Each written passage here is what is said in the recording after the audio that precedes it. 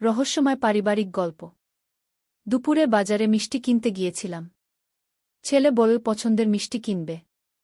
দোকানদার নানা রকম মিষ্টি দেখাল, রসগোল্লা, রসমালাই, গুলাব জামুন। ছেলে রসগোল্লা পছন্দ করল।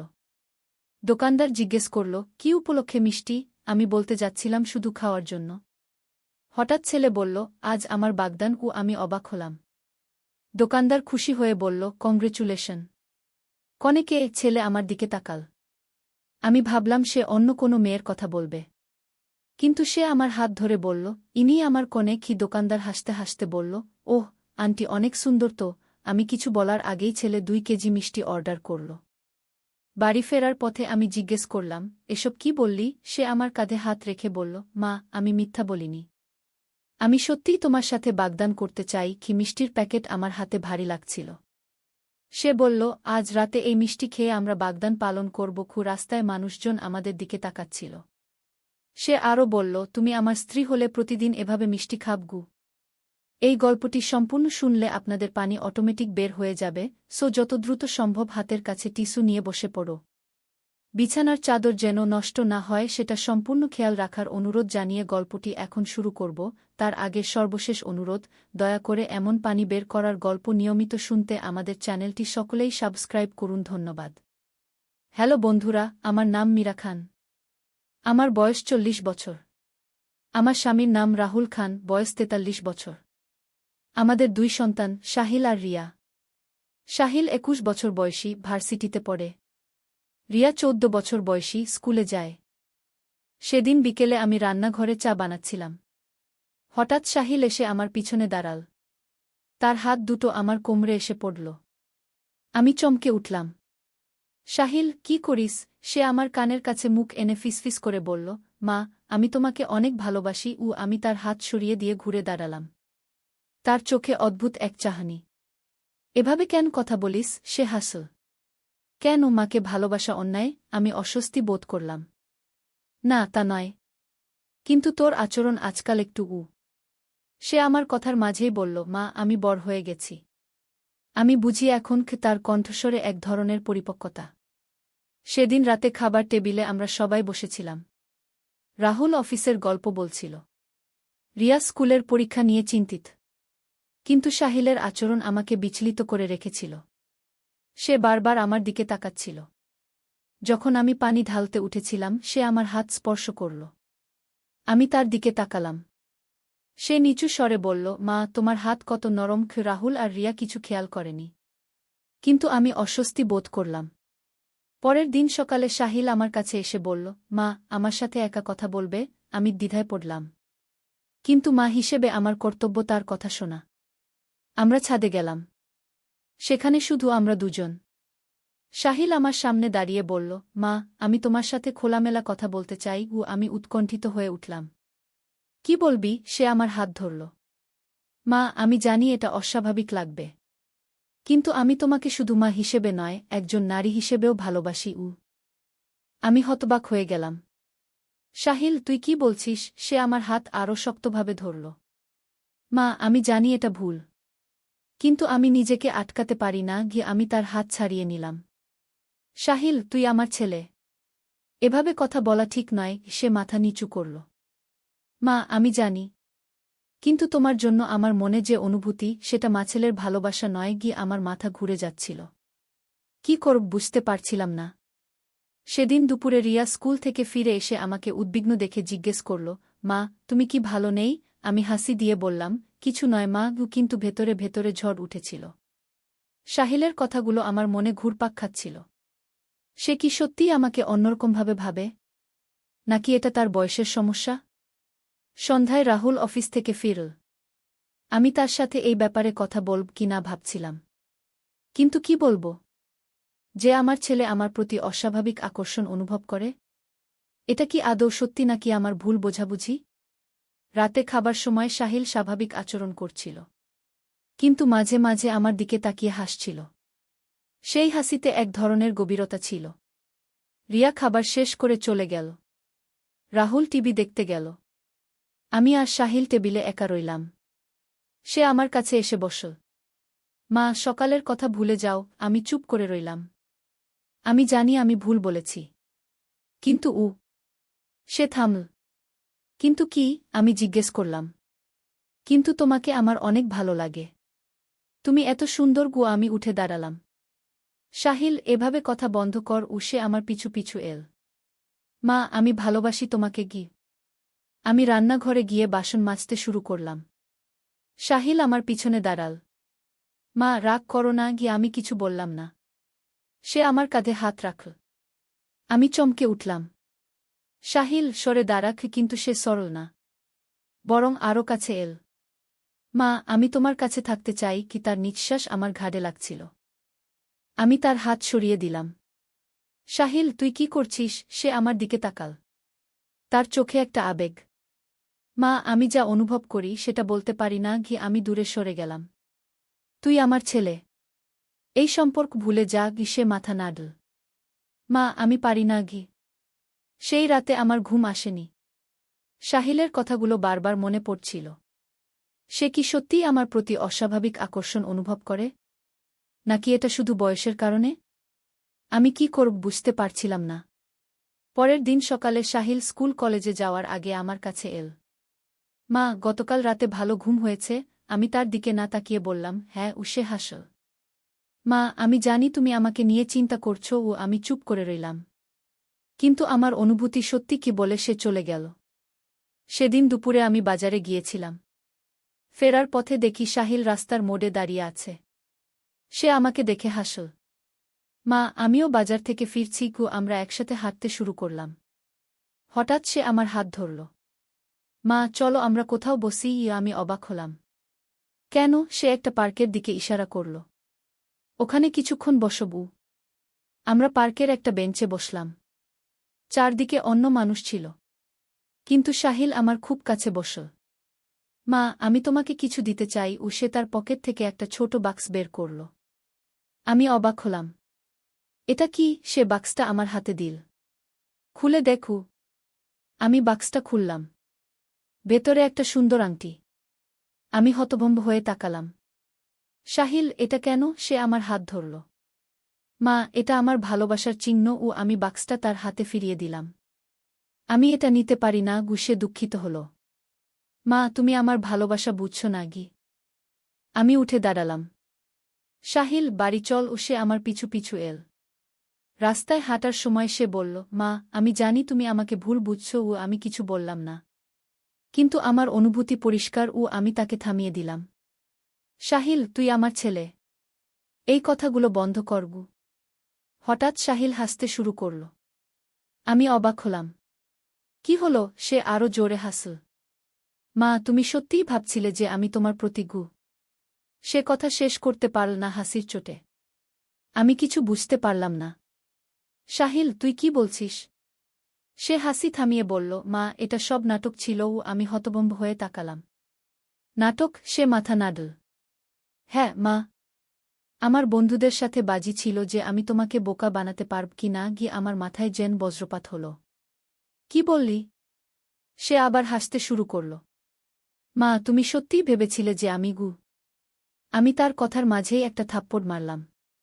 সে চুপ হয়ে গেল। আমার চোখে পানি এসে গেল। তুই আমার সাথে এত বড় মজাক করলি? সাহিল বুঝতে পারল যে আমি সত্যিই কষ্ট পেয়েছি। মা, আমি তার কথা শুনলাম না। দ্রুত বাড়ির দিকে হাঁটতে শুরু করলাম। সে আমার পিছু পিছু এল। মা, আমি দুঃখিত। আমি বুঝতে পারিনি যে তুমি এত কষ্ট পাবে গু। বাড়িতে পৌঁছে আমি সরাসরি আমার রুমে চলে গেলাম। দরজা বন্ধ করে বিছানায় বসে কাঁদতে শুরু করলাম। কত বড় মজা! আমি কত চিন্তিত হয়েছিলাম। ভেবেছিলাম আমার ছেলের মানসিক সমস্যা হয়েছে। কিন্তু সে শুধু আমাকে বোকা বানাচ্ছিল। একটু পরে দরজায় নক পড়ল। মা, দরজা খোল। সাহিলের গলা। আমি দরজা খুললাম না। মা, প্লিজ। আমি তোমার সাথে কথা বলতে চাই। আমি নীরব রইলাম। মা, আমি সত্যিই দুঃখিত। আমি বুঝতে পারিনি যে এই মজাক তোমাকে এত কষ্ট দেবে গু। অনেকক্ষণ পর আমি দরজা খুললাম। সাহিল আমার সামনে দাঁড়িয়েছিল। তার চোখেও পানি। মা, আমি সত্যিই দুঃখিত। আমি তার দিকে তাকালাম। তুই জানিস আমি কত চিন্তা করেছি। সে মাথা নিচু করল। মা, আমি শুধু একটু মজা করতে চেয়েছিলাম গু। আমি তার কাঁধে হাত রাখলাম। সাহিল, কিছু মজাক করা যায় না। সে আমার দিকে তাকাল। মা, আমি আর কখনো এরকম করব না। গিয়ে আমি তাকে জড়িয়ে ধরলাম। তুই আমার ছেলে, এইটুকুই যথেষ্ট। সেদিন সন্ধ্যায় আমরা সবাই একসাথে বসে এই ঘটনা নিয়ে হাসাহাসি করলাম। রাহুল বলল, তুমি সত্যিই বিশ্বাস করেছিলে? আমি লজ্জা পেলাম। হ্যাঁ, আমি ভেবেছিলাম সাহিলের মানসিক কোনো সমস্যা। ঘিরিয়া হাসতে হাসতে বলল, দাদা সত্যিই ভালো অভিনয় করেছে গু। কিন্তু গভীর রাতে যখন সবাই ঘুমিয়ে গেল, সাহিল আমার কাছে এল। মা, আমি তোমার কাছে সত্যি বলতে চাই গু। আমি অবাক হলাম। কি? সে আমার হাত ধরল। মা, আমি যা বলেছিলাম সেটা পুরোপুরি মিথ্যা ছিল না। আমার হৃদস্পন্দন বেড়ে গেল। মানে? সে আমার চোখের দিকে তাকাল। মা, আমি সত্যিই তোমাকে অনেক ভালোবাসি। শুধু মা হিসেবে নয় গু। আমি হতভম্ব হয়ে গেলাম। সাহিল, তুই আবার গু। সে আমার কথার মাঝেই বলল, না মা, এবার আমি সত্যি বলছি। আমার বন্ধুদের সাথে বাজি ছিল ঠিক, কিন্তু আমার অনুভূতি সত্যি গু। আমি তার হাত ছাড়িয়ে নিলাম। সাহিল, তুই আমাকে আবার বিভ্রান্ত করার চেষ্টা করছিস। সে মাথা নাড়ল। না মা, এবার আমি 100% সত্যি বলছি। আমি উঠে দাঁড়ালাম। আমি আর তোর কোনো কথা বিশ্বাস করব না গি। সে আমার পিছু পিছু এল। মা, প্লিজ আমার কথা শোনো। আমি থামলাম। তুই কি বলতে চাস? সে গভীর নিঃশ্বাস নিল। মা, আমি জানি এটা ভুল। কিন্তু তোমার প্রতি আমার যে অনুভূতি, সেটা স্বাভাবিক মাছেলের ভালোবাসা নয় গে। আমি তার দিকে তাকালাম। সাহিল, তুই এবার সত্যি বলছিস নাকি আবার মজাক করছিস? সে আমার চোখের দিকে তাকাল। মা, আমি কসম করে বলছি। এবার আমি সত্যি বলছি গু। আমার মনের দ্বিধা জাগল। সে কি সত্যিই সত্যি বলছে নাকি আবার আমাকে বোকা বানাচ্ছে? হঠাৎ সাহিল হাসতে শুরু করল। আমি বুঝলাম সে আবার মজাক করছে। সাহিল, আমি রেগে গেলাম। সে হাসতে হাসতে বলল, মা, তুমি কত সহজেই বিশ্বাস করো। আমি তার দিকে একটা বালিশ ছুঁড়ে মারলাম। তুই সত্যিই একটা দুষ্টু ছেলে গে। পরের দিন থেকে সাহিল স্বাভাবিক হয়ে গেল। আর কোনো অদ্ভুত আচরণ করল না। আমিও স্বস্তি পেলাম। কিন্তু মাঝে মাঝে ভাবি, সে কি সত্যিই শুধু মজাক করেছিল নাকি কিছু সত্যি ছিল? একদিন বিকেলে আমি ছাদে কাপড় শুকাচ্ছিলাম। সাহিল এসে আমার পাশে দাঁড়াল। মা, আমার একটা কনফেশন আছে। আমি তার দিকে তাকালাম। এবার কি? সে হাসল। না, এবার সত্যিই একটা কনফেশন। আমি কাপড় শুকানো বন্ধ করে তার দিকে তাকালাম। বলক। সে একটু ইতস্তত করল। মা, আমার একটা গার্লফ্রেন্ড আছে। আমি অবাক হলাম। সত্যি? সে মাথা নাড়ল। হ্যাঁ। তার নাম প্রিয়া। আমি খুশি হলাম। কখন থেকে? সে হাসল। 3 মাস হল। আমি তাকে জড়িয়ে ধরলাম। কেন আগে বলিসনি? সে লজ্জা পেল। ভেবেছিলাম তুমি রাগ করবে। আমি হাসলাম। না, আমি খুশি। তুই বড় হয়ে গেছিস। সে আমার গালে একটা চুমু দিল। মা, তুমি বেস্ট। সেদিন সন্ধ্যায় সাহিল প্রিয়াকে বাড়িতে নিয়ে এল। সুন্দর একটা মেয়ে, লজ্জুক স্বভাবের। আমি তাকে অনেক স্নেহ করলাম। রাহুলও তাকে পছন্দ করল। রিয়া খুব খুশি হল যে তার একটা দিদি পেয়ে গেছে। প্রিয়া আমাকে বলল, আন্টি, সাহিল আপনার কথা অনেক বলে। আমি হাসলাম। ভালো কথা নাকি খারাপ? প্রিয়া লজ্জা পেয়ে বলল, অনেক ভালো কথা। বলে যে তার মা পৃথিবীর সবচেয়ে ভালো মা। আমি সাহিলের দিকে তাকালাম। সে হাসছিল। খাবার সময় প্রিয়া আমাকে সাহায্য করল। খুব ভদ্র মেয়ে। আমার মনে হলো সাহিল ভালো পছন্দ করেছে। খাবার পরে আমরা সবাই বসে গল্প করলাম। প্রিয়া বলল যে সে আর সাহিল একই ক্লাসে পড়ে। তারা একসাথে প্রজেক্ট করতে গিয়ে বন্ধু হয়েছে। তারপর একদিন সাহিল আমাকে প্রপোজ করল। প্রিয়া লজ্জা পেয়ে বলল। রিয়া উৎসুক হয়ে জিজ্ঞেস করল, কিভাবে? প্রিয়া হাসল। খুব রোমান্টিক ছিল। ক্যাম্পাসের লাইব্রেরিতে। সাহিল লজ্জা পেল। প্রিয়া, সব বলে দিস না গু। আমি খুশি হলাম দেখে যে সাহিল একটা স্বাভাবিক রিলেশনশিপে আছে। আগের সেই অদ্ভুত আচরণের কথা মনে পড়ল। ভালোই হয়েছে যে সেটা শুধু মজাক ছিল। প্রিয়া চলে যাওয়ার পর সাহিল আমার কাছে এল। মা, প্রিয়াকে কেমন লাগল? আমি হাসলাম। খুব ভালো মেয়ে। তোর পছন্দ ভালো। সে খুশি হল। মা, আমি ভাবছি তাকে বিয়ে করব। আমি অবাক হলাম। এত তাড়াতাড়ি? সে হাসল। না, পড়াশোনা শেষ করার পর গু। আমি তার কপালে হাত রাখলাম। তুই সত্যিই বড় হয়ে গেছিস। সে আমার হাত ধরল। মা, আমি তোমাকে অনেক ভালোবাসি। কেউ আমি হাসলাম। আমিও তোকে অনেক ভালোবাসি। কে এবার তার ভালোবাসা স্বাভাবিক মাছেলের ভালোবাসা। পরের কয়েকদিন খুব শান্তিতে কাটল। সাহিল নিয়মিত প্রিয়ার সাথে দেখা করে। আমিও প্রিয়াকে পছন্দ করে নিয়েছি। মাঝে মাঝে আমাদের বাড়িতে আসে। রান্না শিখতে চায়। একদিন প্রিয়া আমাকে বলল, আন্টি, সাহিলের একটা সমস্যা আছে। আমি চিন্তিত হলাম। কি সমস্যা? প্রিয়া ইতস্তত করল। সে মাঝে মাঝে অদ্ভুত কথা বলে। কি আমার মনে পড়ল সাহিলের আগের আচরণের কথা। কি ধরনের অদ্ভুত কথা? প্রিয়া লজ্জা পেয়ে বলল, সে বলে যে তার মায়ের মতো স্ত্রী চায়। আমি হাসলাম। এটা তো স্বাভাবিক। অনেক ছেলেই এমন বলে। প্রিয়া মাথা নাড়ল। না আন্টি, সে আরও অদ্ভুত কথা বলে। বলে যে আপনার মতো হতে পারলে সে খুশি হবে। আমি একটু অস্বস্তি বোধ করলাম। আর কি বলে? প্রিয়া দ্বিধায় পড়ল। আন্টি, আমি বলতে পারব না। খুব অস্বস্তিকর। আমার মনে সন্দেহ জাগল। সাহিল কি সত্যিই স্বাভাবিক হয়েছে নাকি এখনও তার কোনো সমস্যা আছে? সেদিন রাতে আমি সাহিলের সাথে কথা বলার সিদ্ধান্ত নিলাম। সে তার রুমে পড়াশোনা করছিল। আমি নক করে ঢুকলাম। সাহিল, তোর সাথে কথা আছে। সে বই বন্ধ করে আমার দিকে তাকাল। কি মা? আমি তার বিছানায় বসলাম। প্রিয়া আমাকে বলেছে তুই তার কাছে আমার কথা বলিস। কি? সে একটু অস্বস্তি বোধ করল। হ্যাঁ, মাঝে মাঝে বলি। আমি তার চোখের দিকে তাকালাম। কি বলিস? সে মুখ নিচু করল। খুব বেশি কিছু না। আমি তার থুতনি ধরে মুখ তুললাম। সত্যি বল। সে দীর্ঘশ্বাস ফেল। মা, আমি প্রিয়াকে বলেছি যে আমি তোমার মতো স্ত্রী চাই। আমি কিছু বললাম না। সে আরও বলল, আমি বলেছি যে তুমি পারফেক্ট। আর কি বলেছিস? আমি জিজ্ঞেস করলাম। সে ইতস্তত করল। মা, আমি সে কথা শেষ করতে পারল না। আমি অপেক্ষা করলাম।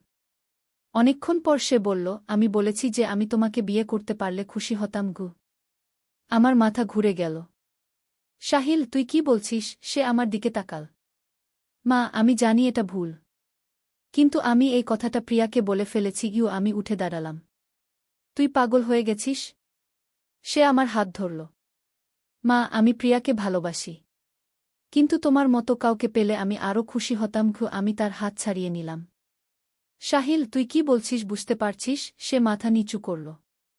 মা, আমি জানি এটা ভুল। আমি তার রুম থেকে বের হয়ে গেলাম। মনে মনে ভাবলাম, সাহিল কি সত্যিই মানসিকভাবে অসুস্থ? নাকি এটাও তার কোনো মজাক? আমি আর কিছু বুঝতে পারছিলাম না। পরের দিন প্রিয়া আবার এল। আমি তার সাথে একা কথা বললাম। প্রিয়া, সাহিল তোমাকে আর কি বলেছে? প্রিয়া লজ্জা পেল। আন্টি, সে বলেছে যে আপনি তার আদর্শ নারী। আমি অবাক হলাম। আদর্শ নারী? প্রিয়া মাথা নাড়ল। হ্যাঁ। সে বলে যে আপনার মতো রূপ, গুণ আর ব্যবহার যদি তার স্ত্রীর থাকে তাহলে সে ধন্য। আমি কিছুটা স্বস্তি পেলাম। এটা তো স্বাভাবিক। কিন্তু প্রিয়া আরও বলল, কিন্তু আন্টি, সে আরও অদ্ভুত কথা বলে। কি? আমি জিজ্ঞেস করলাম। প্রিয়া ইতস্তত করল। সে বলে যে আপনার বয়স যদি তার সমান হতো তাহলে সে আপনাকে প্রপোজ করত। আমার মনে আবার সন্দেহ জাগল। আর কি বলেছে? প্রিয়া গভীর নিঃশ্বাস নিল। আন্টি, আমি বলতে চাই না। কিন্তু সে বলেছে যে আপনি তার মায়ের চেয়ে বেশি কিছু। আমি হতভম্ব হয়ে গেলাম। মানে? প্রিয়া কাঁদতে শুরু করল। আন্টি, আমি আর সাহিলের সাথে থাকতে পারব না। আমি প্রিয়াকে সান্ত্বনা দিলাম।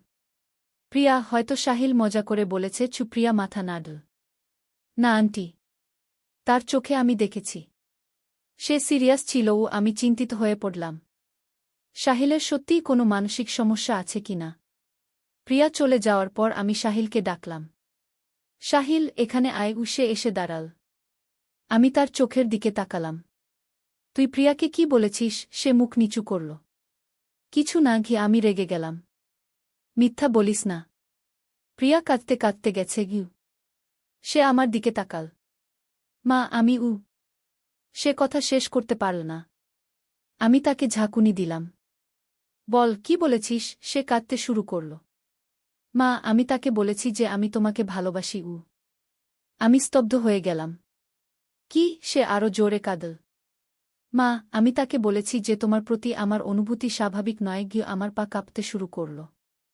সাহিল, তুই কি বলছিস? সে আমার পা জড়িয়ে ধরল। মা, আমি মিথ্যা বলতে পারি না গি। আমি তাকে সরিয়ে দিলাম। সে উঠে দাঁড়াল। আমি তার মুখের দিকে তাকালাম। তুই সত্যি বলছিস নাকি আবার মজাক করছিস? সে কসম করে বলল, মা, আমি সত্যি বলছি। আমি বসে পড়লাম। মনে হচ্ছিল পুরো পৃথিবীটা ঘুরছে।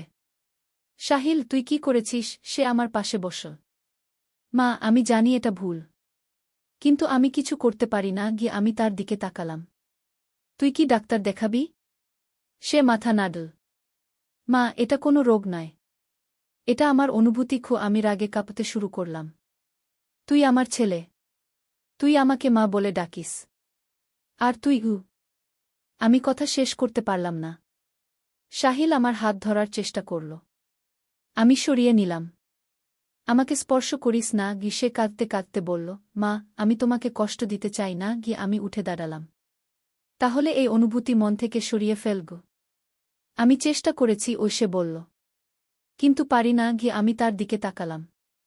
তাহলে বাড়ি ছেড়ে চলে যা। সে হতবাক হয়ে তাকাল। মা, তুমি কি বলছ? আমি দৃঢ়ভাবে বললাম, আমি বলছি তুই এই বাড়ি ছেড়ে চলে যা। সাহিল আমার পায়ে পড়ে গেল। মা, আমাকে তাড়িয়ে দিও না গিয়ে আমি তাকে তুললাম। আমি তোকে তাড়াচ্ছি না। কিন্তু তুই যদি এই অনুভূতি নিয়ন্ত্রণ করতে না পারিস, তাহলে দূরে থাকাই ভালো। হঠাৎ সাহিল হাসতে শুরু করল। আমি অবাক হলাম। তুই হাসছিস কেন? সে আরও জোরে হাসল।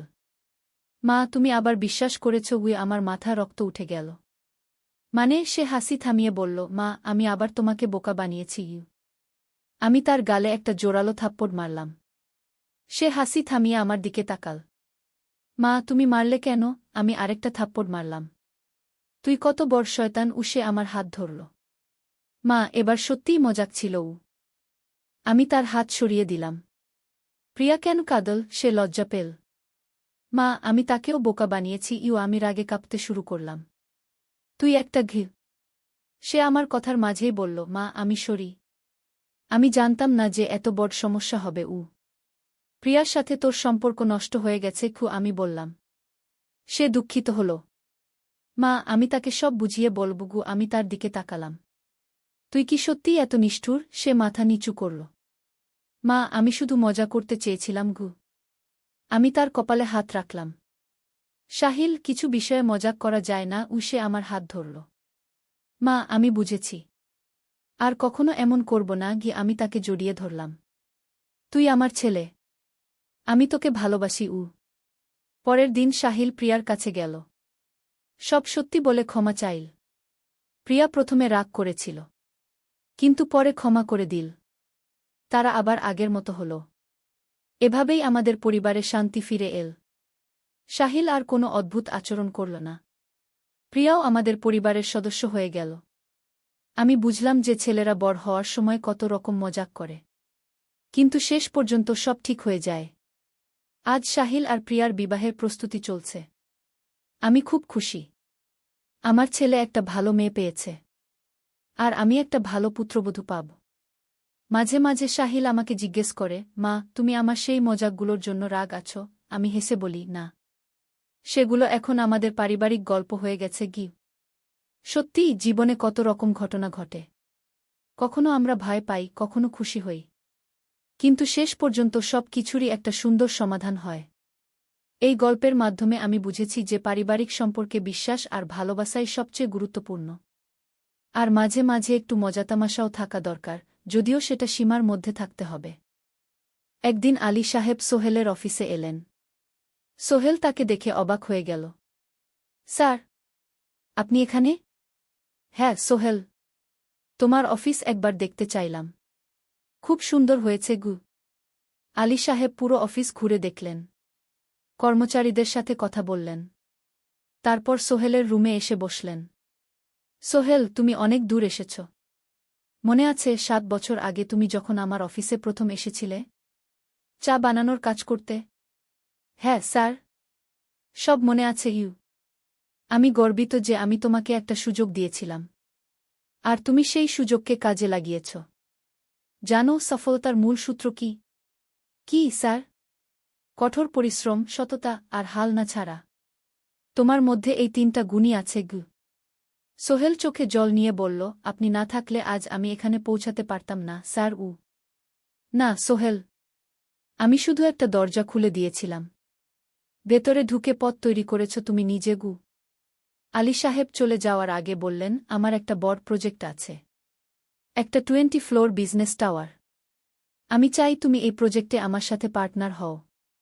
50-50 রাজি? সোহেল অবাক হয়ে গেল।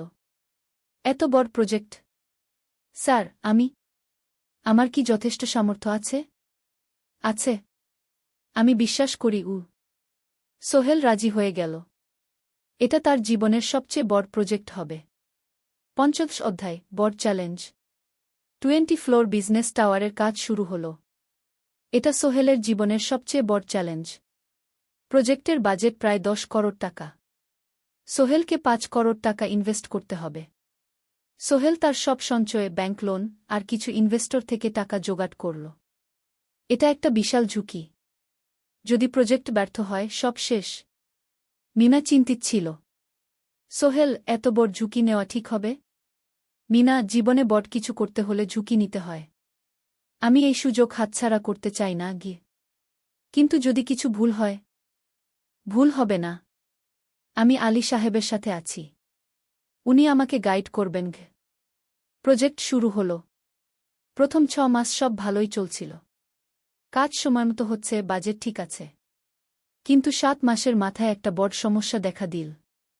একজন প্রধান ইনভেস্টর হঠাৎ তার টাকা ফেরত চাইলেন। তিনি অন্য একটা জরুরি কাজে টাকা লাগবে বলে জানালেন। 1 করোড় টাকা ফেরত দিতে হবে। সোহেল বিপদে পড়ে গেল। 1 করোড় টাকা এখন কোথায় পাবে? প্রজেক্টে সব টাকা ঢেলে দিয়েছে। সে আলী সাহেবের সাথে কথা বলল। আলী সাহেব বললেন, চিন্তা করো না, আমি ব্যবস্থা করছি।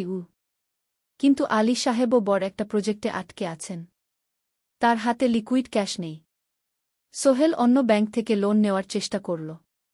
কিন্তু ব্যাংক বলল, ইতিমধ্যে তার অনেক লোন আছে, নতুন লোন দিতে পারবে না। সোহেল রাতে ঘুমাতে পারছিল না। খাওয়া দাওয়া বন্ধ করে দিয়েছিল। মিনা তাকে দেখে খুব চিন্তিত হয়ে গেল। সোহেল, প্লিজ নিজেকে এভাবে শেষ করে ফেলো না।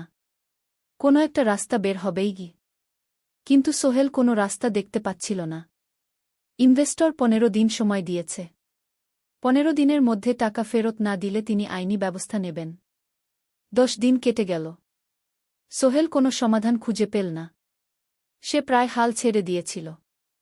11 দিনের দিন একটা অপ্রত্যাশিত ঘটনা ঘটল। জাহিদ ভাই, সোহেলের পুরনো সহকর্মী, তার অফিসে এলেন। জাহিদ ভাই এখন একটা রিয়েল এস্টেট কোম্পানিতে সিনিয়র ম্যানেজার। সোহেল, আমি তোমার সমস্যার কথা শুনেছি গু। হ্যাঁ ভাই, আমি বিপদে পড়েছি। আমি তোমাকে সাহায্য করতে চাই। আমার কিছু সঞ্চয় আছে, 5 লাখ টাকা। তুমি নাও। সোহেল চোখে জল নিয়ে বলল, ভাই আমি কিছু বলার দরকার নেই। তুমি আমাকে অনেক কিছু শিখিয়েছ। তোমার কাছ থেকে পরিশ্রম আর সততা শিখেছি। এখন আমার পালা তোমাকে সাহায্য করার। জাহিদ ভাই চলে যাওয়ার পর আরও 2 জন এলো। একজন সোহেলের পুরনো ক্লায়েন্ট, আরেকজন তার কর্মচারী। 2 জন মিলে আরও 8 লাখ টাকা দিল। করিম মামা 20 লাখ টাকা ব্যবস্থা করলেন, তার কিছু বন্ধুদের কাছ থেকে ধার করে। মিনা তার সব গয়না বিক্রি করে 10 লাখ টাকা দিল। সবাই মিলে প্রায় 45 লাখ টাকা জোগাড় হল। বাকি 65 লাখ টাকা সোহেল তার অফিসের সব অ্যাসেট বিক্রি করে আর একটা প্রাইভেট ফিন্যান্স কোম্পানি থেকে উচ্চ সুদে লোন নিয়ে ব্যবস্থা করল। ঠিক 14 দিনের দিন সোহেল ইনভেস্টরকে 1 করোড় টাকা ফেরত দিল। ইনভেস্টর টাকা নিয়ে চলে গেলেন। সোহেল তার অফিসে ফিরে এসে চেয়ারে বসে কাঁদল। এত চাপ, এত টেনশন, সব যেন একসাথে বের হয়ে এলো। মিনা এসে তাকে জড়িয়ে ধরল। আমরা পেরেছি সোহেল, আমরা পেরেছি গু। 16 অধ্যায়, পুনরুদ্ধার। এই ঘটনার পর সোহেল আরও সাবধান হয়ে গেল। সে বুঝল, ব্যবসায় শুধু সাহস নয়, বুদ্ধিও লাগে। ঝুঁকি নিতে হয়, কিন্তু হিসাব করে। প্রজেক্ট চলতে থাকল। এবার সোহেল আরও সতর্কতার সাথে সবকিছু পরিচালনা করল। প্রতিটা খরচ হিসাব করল, প্রতিটা সিদ্ধান্ত ভেবেচিন্তে নিল। আরও 1 বছর পর 20 ফ্লোর বিজনেস টাওয়ার সম্পন্ন হল। চমৎকার বিল্ডিং, শহরের অন্যতম সুন্দর ভবন। বিল্ডিংয়ের উদ্বোধন অনুষ্ঠানে শহরের মেয়র এলেন। অনেক ব্যবসায়ী সাংবাদিক এল। সোহেলের নাম পত্রিকা ছাপা হল। স্বপ্নের শহরে এক তরুণ উদ্যোক্তার সফলতার গল্পও। প্রজেক্ট থেকে সোহেলের লাভ হল প্রায় 2 করোড় টাকা। এই টাকা দিয়ে সে সব ঋণ শোধ করল। জাহিদ ভাইয়ের টাকা ফেরত দিল। করিম মামার ঋণ শোধ করল। যারা সাহায্য করেছিল সবাইকে টাকা ফেরত দিল। মিনার জন্য নতুন গয়না কিনল। আরও সুন্দর। তার মাকে গ্রামে একটা নতুন পাকা বাড়ি বানিয়ে দিল। মা কাঁদতে কাঁদতে বললেন, তোর বাবা বেঁচে থাকলে কত খুশি হতো। তুই আমার সব স্বপ্ন পূরণ করেছিস গে। সোহেল নিজেদের জন্য একটা ফ্ল্যাট কিনল। 4 রুমের ফ্ল্যাট, সমুদ্রের কাছে। এখন আর ভাড়া বাড়িতে থাকতে হয় না। সপ্তদশ অধ্যায়, প্রতিদান। সোহেল এখন একজন প্রতিষ্ঠিত উদ্যোক্তা। কিন্তু সে তার শেখ ভোলেনি। যে গ্রাম থেকে সে এসেছে, যারা তাকে সাহায্য করেছে, কাউকেই ভোলেনি। সে তার গ্রামে একটা স্কুল বানিয়ে দিল। সোহেল ফাউন্ডেশন স্কুল কো গরিব ছেলেমেয়েরা ফ্রিতে পড়তে পারবে। ভালো শিক্ষক নিযোগ দিল। ভালো পড়াশোনার ব্যবস্থা করল। শহরে একটা ফ্রি মেডিকেল ক্লিনিক খুলল। গরিব মানুষরা ফ্রিতে চিকিৎসা পাবে। প্রতি বছর 10 জন মেধাবী কিন্তু গরিব ছাত্রছাত্রীকে স্কলারশিপ দেওয়া শুরু করল। তারা বিনামূল্যে পড়াশোনা করতে পারবে। একদিন একটা টিভি চ্যানেল সোহেলের ইন্টারভিউ নিতে এলো। আপনার সফলতার গোপন সূত্র কি? সোহেল একটু ভেবে বলল, কঠোর পরিশ্রম, সততা আর হাল না ছাড়া। এই 3টা জিনিস যদি কারো মধ্যে থাকে, সে যে কোনো কিছু অর্জন করতে পারে। আর সবচেয়ে বড় কথা, যারা আমাকে সাহায্য করেছে তাদের ছাড়া আমি কিছুই না। একা কেউ সফল হতে পারে না গি। আপনার পরবর্তী স্বপ্ন কি? আমি চাই আরও মানুষকে সাহায্য করতে। আমার মতো যারা গ্রাম থেকে শহরে আসে তাদের জন্য একটা ট্রেনিং সেন্টার খুলব। তারা সেখানে বিভিন্ন স্কিল শিখতে পারবে, চাকরি পাবে, নিজের পায়ে দাঁড়াতে পারবে। অষ্টাদশ অধ্যায়, নতুন প্রজন্ম। আরও 5 বছর কেটে গেল। সোহেল এখন 45 বছরের। তার মেয়ে সারা এখন 9 বছরের। স্কুলে ক্লাস 4-এ পড়ে। খুব মেধাবী মেয়ে। একদিন সারা বাবাকে জিজ্ঞেস করল, বাবা, তুমি কিভাবে এত বড় হলে? আমার বন্ধুরা বলে তুমি একজন সফল মানুষ গো। সোহেল তাকে কোলে নিয়ে বসল। বাবা, তুমি জানো, তোমার দাদু ছিলেন একজন স্কুল শিক্ষক। খুব সৎ মানুষ। কিন্তু আমরা গরিব ছিলাম। আমি রিকশা চালাতাম গো। রিকশা? সত্যি? হ্যাঁ। তারপর আমি এই শহরে এলাম। অনেক কষ্ট করেছি। কিন্তু হাল ছাড়িনি। মানুষ আমাকে সাহায্য করেছে। আর আমি কঠোর পরিশ্রম করেছি। বাবা, আমিও কি তোমার মতো হতে পারব? অবশ্যই পারবে বাবা। তবে মনে রেখো, সফলতা মানে শুধু টাকা পয়সা না। সফলতা মানে ভালো মানুষ হওয়া, অন্যদের সাহায্য করা, সৎ থাকা। সারা মাথা নাডল। আমি ভালো মানুষ হব বাবা। সোহেল তার মেয়েকে জড়িয়ে ধরল। মনে মনে ভাবল, তার জীবনের সব কষ্ট সার্থক হয়েছে। মিনা রান্নাঘর থেকে ডাকল, খাবার তৈরি। এসো। সোহেল সারাকে নিয়ে ডাইনিং টেবিলে গেল। ঋতু এসেছে। সে এখন বিয়ে করেছে, তার একটা ছেলে হয়েছে। সোহেলের মা মাঝে মাঝে চট্টগ্রামে বেড়াতে আসেন। আজও এসেছেন। সবাই মিলে খেতে বসল। হাসিগল্পে ভরা পরিবার। সোহেল তাকাল তার মায়ের দিকে, মিনার দিকে, সারার দিকে, ঋতুর দিকে। মনে হল, জীবনে আর কি চাই? খাওয়া শেষে সবাই বসে রইল। গল্প করছিল। হঠাৎ সোহেলের ফোন বাজল। অফিস থেকে। একটা জরুরি বিষয়। সোহেল ফোন রেখে দিয়ে মিনাকে বলল, একটা নতুন প্রজেক্টের প্রস্তাব এসেছে। একটা এতিমখানা বানানোর কাজ। সরকারি প্রজেক্ট। তুমি নেবে? অবশ্যই। এটা আমার স্বপ্নের প্রজেক্ট। যেসব বাচ্চাদের বাবা মা নেই, তাদের জন্য একটা সুন্দর জায়গা। মিনা হাসল। তুমি কখনো বদলাও না। এখনো অন্যদের কথা ভাবো। এটাই তো জীবন মিনা। শুধু নিজের জন্য বাঁচলে কি হবে? 49 অধ্যায়, উত্তরাধিকার। 10 বছর আরও কেটে গেল। সোহেল এখন 55 বছরের। তার চুলে পাক ধরেছে। কিন্তু শক্তি এখনো আগের মতোই। সারা এখন 19 বছরের। সে বিশ্ববিদ্যালয়ে ইঞ্জিনিয়ারিং পড়ছে। সে চায় বাবার মতো কনস্ট্রাকশন ইন্ডাস্ট্রিতে কাজ করতে। একদিন সারা বাবাকে বলল, বাবা, আমি তোমার কোম্পানিতে কাজ করতে চাই। এখনও তো তোর পড়াশোনা বাকি। জানি, কিন্তু আমি এখন থেকেই শিখতে চাই। ছুটির দিনে তোমার সাথে সাইটে যেতে চাই। দেখতে চাই কিভাবে কাজ হয়। সোহেল খুশি হয়ে গেল। তার মেয়ে তার পথ অনুসরণ করতে চায়। ঠিক আছে, কিন্তু শর্ত হলো তোকে সবকিছু নিজ থেকে শিখতে হবে। কোনো স্পেশাল ট্রিটমেন্ট পাবি না। আমি তো তাই চাই, বাবাগু। সারা তার বাবার সাথে কাজ শিখতে শুরু করল। সে দেখল কিভাবে শ্রমিকরা কাজ করে, কিভাবে ম্যাটেরিয়াল বাছাই করতে হয়, কিভাবে একটা প্রজেক্ট ম্যানেজ করতে হয়।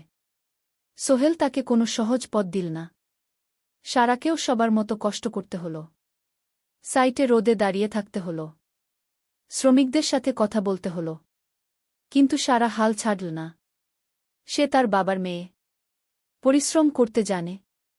3 বছর পর সারা গ্রাজুয়েট হল। সে সোহেলের কোম্পানিতে জুনিয়র প্রজেক্ট ম্যানেজার হিসেবে যোগ দিল। সোহেল ধীরে ধীরে সারাকে বড় দায়িত্ব দিতে শুরু করল। সারা তার বাবার মতোই সৎ, পরিশ্রমী। 20 অধ্যায়, সমাপ্তি নয়, নতুন শুরু। আরও 5 বছর পর সোহেল এখন 60 বছরের। সে সিদ্ধান্ত নিল, এবার অবসর নেওয়ার সময় এসেছে। কোম্পানির দায়িত্ব সারাকে দেবে। একটা অনুষ্ঠান করা হল। সোহেল আনুষ্ঠানিকভাবে কোম্পানির চেয়ারম্যান পদ থেকে অবসর নিল। সারা হল নতুন ম্যানেজিং ডিরেক্টর। সোহেল তার বক্তব্যে বলল, আমি যখন এই শহরে এসেছিলাম আমার পকেটে ছিল মাত্র 5,000 টাকা। একটা ছোট্ট ব্যাগ। আর অনেক স্বপ্ন। আজ 40 বছর পর আমি পেছনে ফিরে তাকাই, দেখি একটা দীর্ঘ পথ। সেই পথে অনেক কষ্ট ছিল, অনেক বাধা ছিল। কিন্তু ছিল অনেক ভালোবাসাও। অনেক মানুষের সাহায্যও।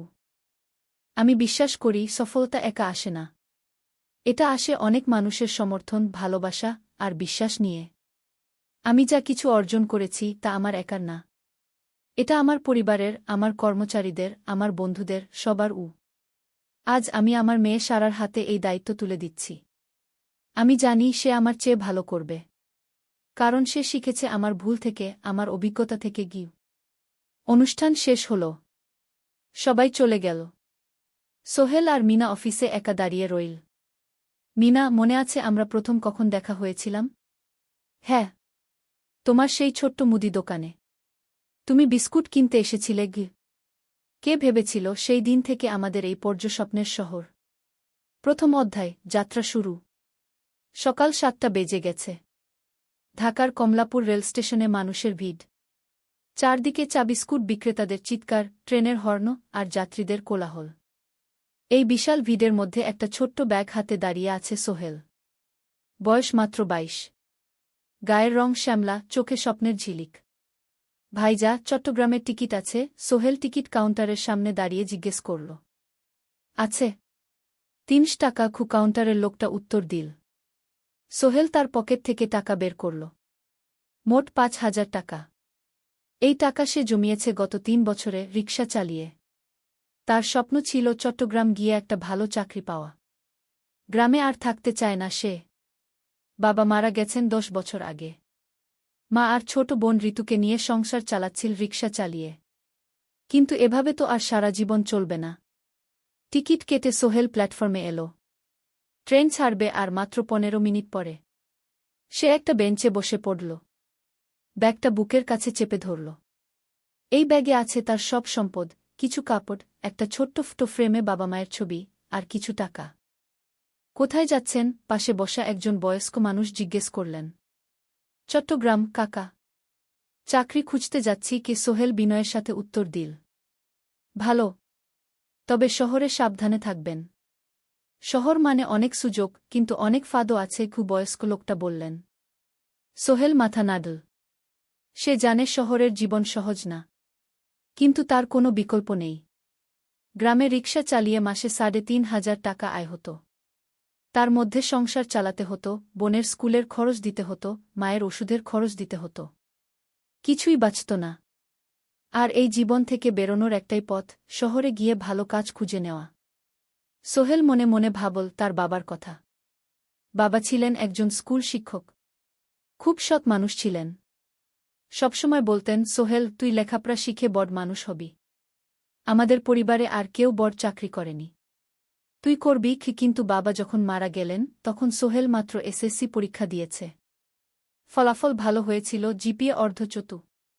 কিন্তু বাবার মৃত্যুর পর আর পড়া হল না। পরিবারের দায়িত্ব নিতে হল। ট্রেন ছাড়ল। সোহেল জানালার পাশে বসে বাইরে তাকাল।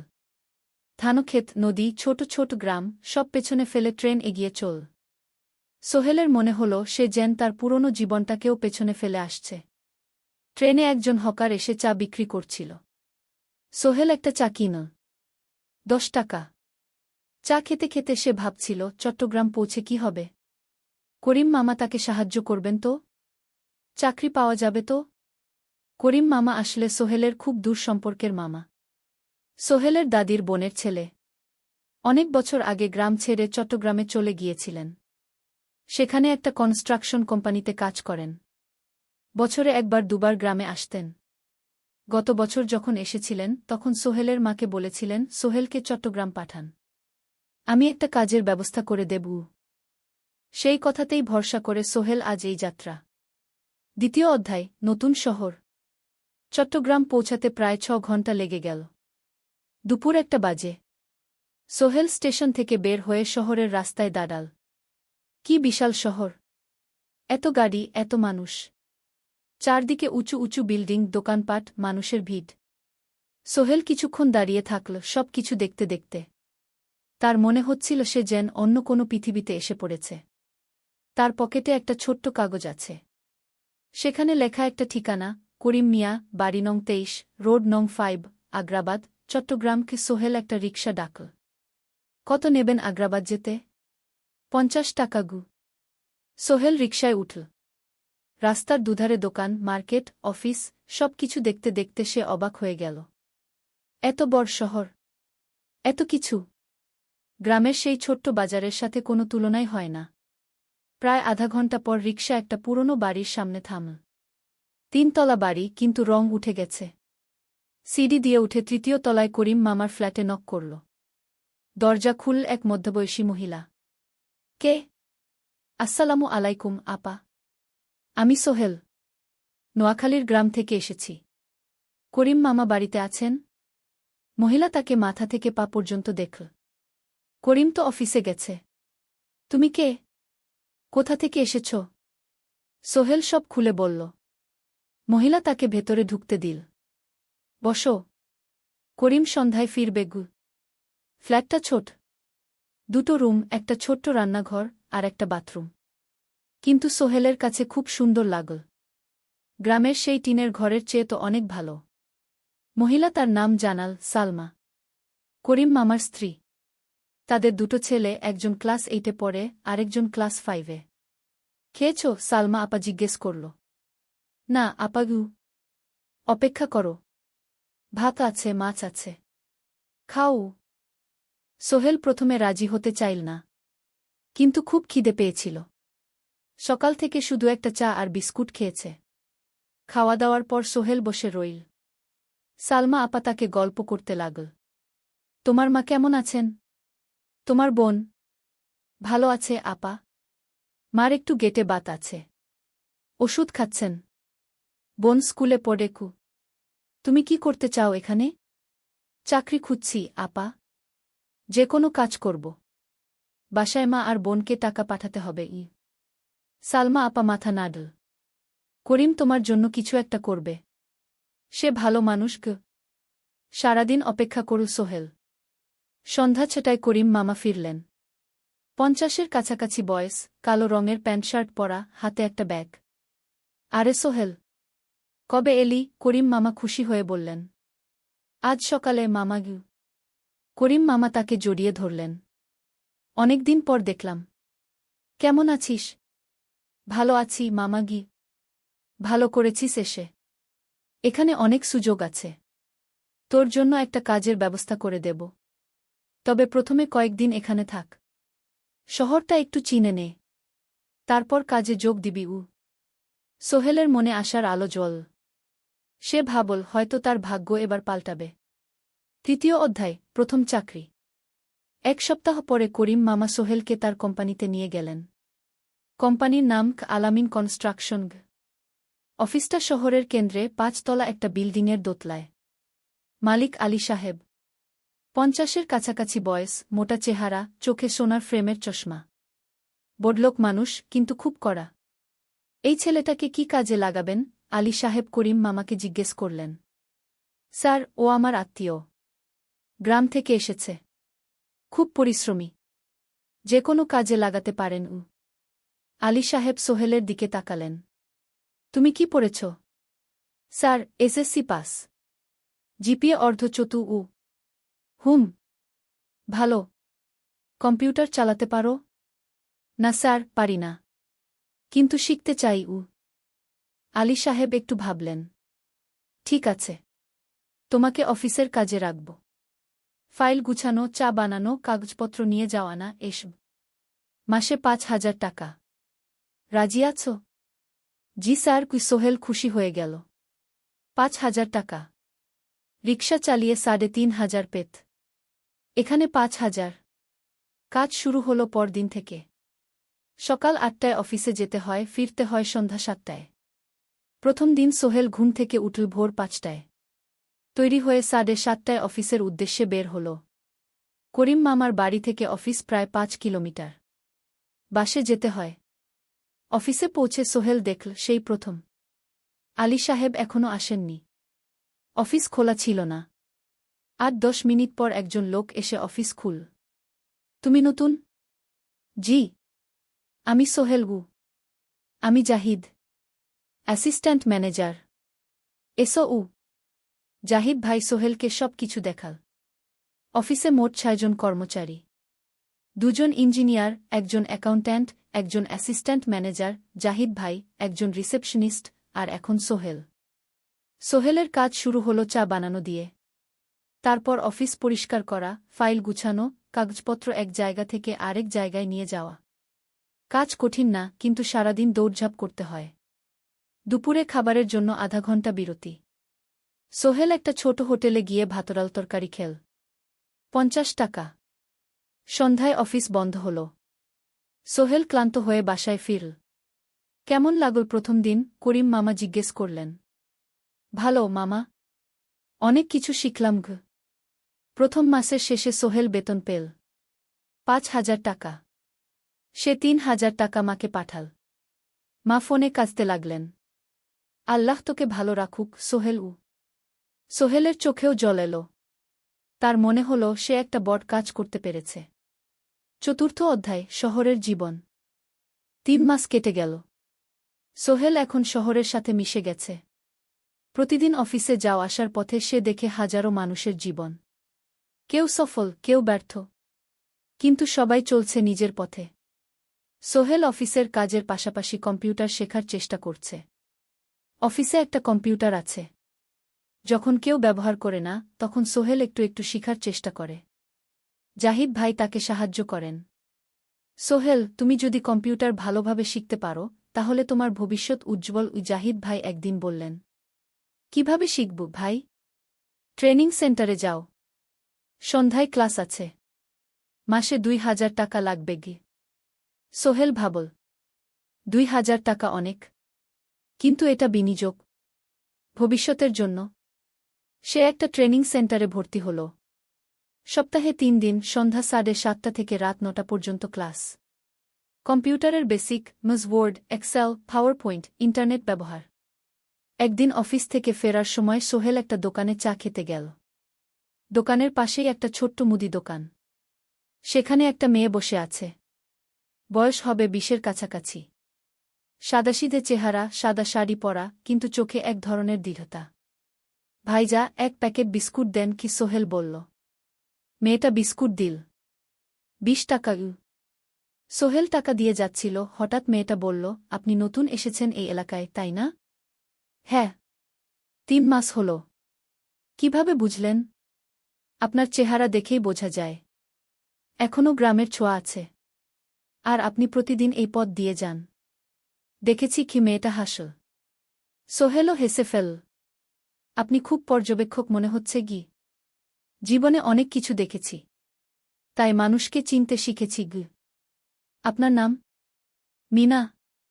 এই দোকান আমার বাবার। উনি অসুস্থ, তাই আমি দেখছি।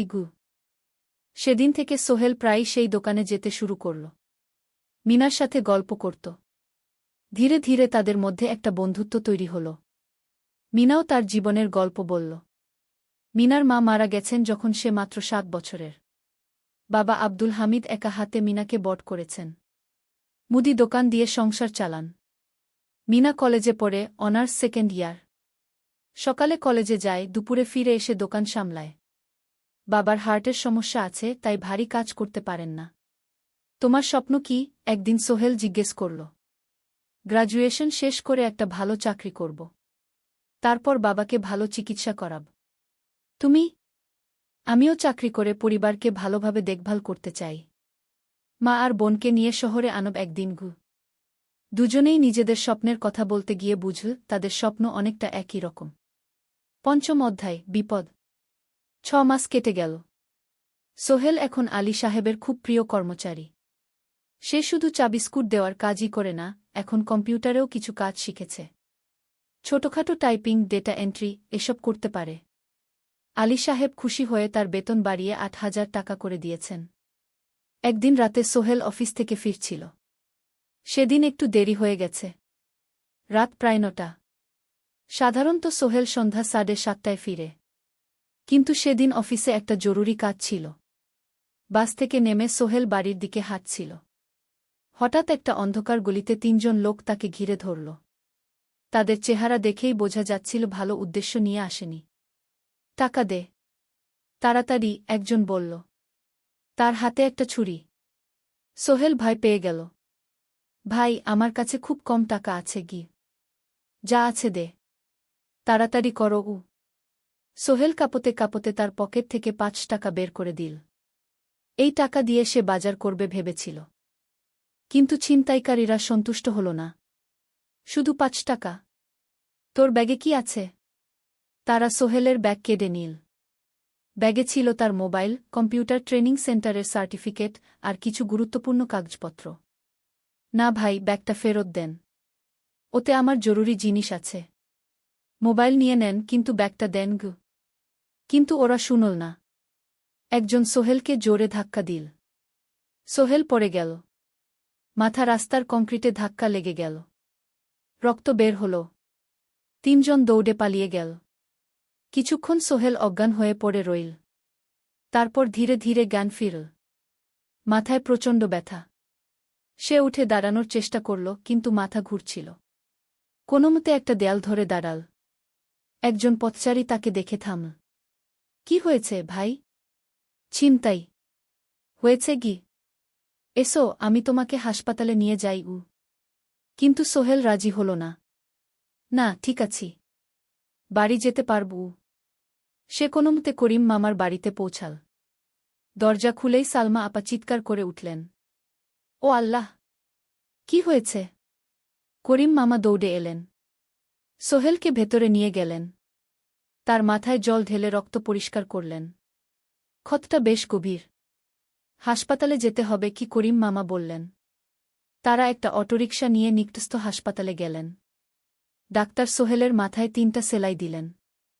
বলল, 1 সপ্তাহ বিশ্রাম নিতে হবে। কোনো ভারী কাজ করা যাবে না।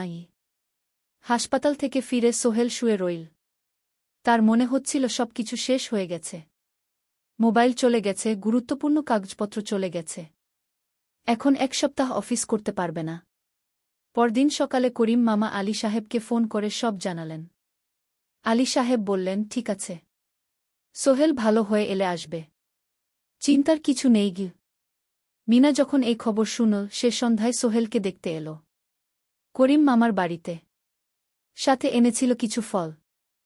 কি হয়েছিল? মিনা চিন্তিত গলায় জিজ্ঞেস করল। সোহেল সব বলল। মিনা রেগে গেল। এই শহরে এখন অনেক অপরাধ বেড়ে গেছে। পুলিশ কিছু করে না। তুমি পুলিশে রিপোর্ট করেছ? না, লাভ নেই। তবুও করা উচিত। তোমার মোবাইলটা হয়তো খুঁজে পাওয়া যাবে। করিম মামা সোহেলকে নিয়ে পুলিশ স্টেশনে গেলেন। জেনারেল ডায়েরি করলেন। কিন্তু পুলিশ খুব একটা আশা দিল না। দেখি কিছু করা যায় কিনা গু। সোহেল বুঝল মোবাইল আর ফিরবে না। সেই এক সপ্তাহ সোহেলের জীবনের সবচেয়ে কঠিন সময় ছিল। সে শুধু শারীরিকভাবেই ক্ষতিগ্রস্ত হয়নি, মানসিকভাবেও ভেঙে পড়েছিল। প্রতিরাতে দুঃস্বপ্ন দেখত। সেই ৩ জন ছিনতাইকারীর মুখ ভুলতে পারছিল না। মিনা প্রায় প্রতিদিন আসত। তাকে সাহস দিত। তুমি হাল ছেড়ো না সোহেল। জীবনে এরকম খারাপ সময় আসে। কিন্তু এটা কাটিয়ে ওঠাই হলো আসল বীরত্ব। সোহেলের মা গ্রাম থেকে ফোন করতেন।